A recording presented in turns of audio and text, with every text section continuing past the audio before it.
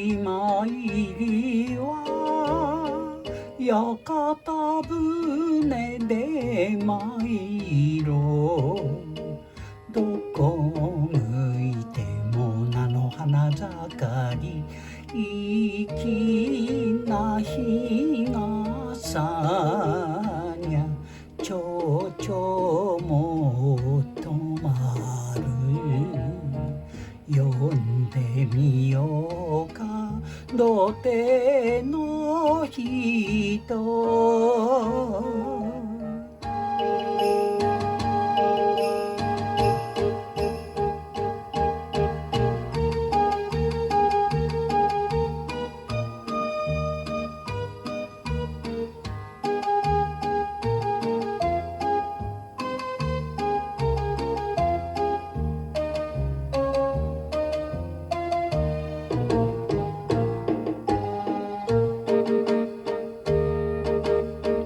野崎参りは屋形船で参ろう。お染久松切ない恋に残る小判、旧作屋敷、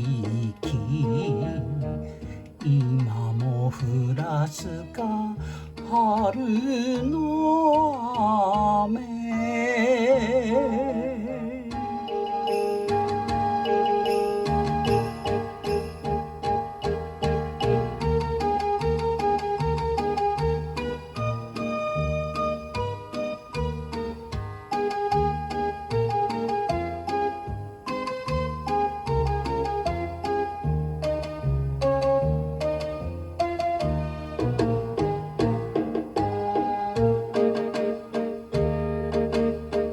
野崎参りは屋形船で参ろう。音に聞こえた観音ござる。拝かけようか歌りか滝に。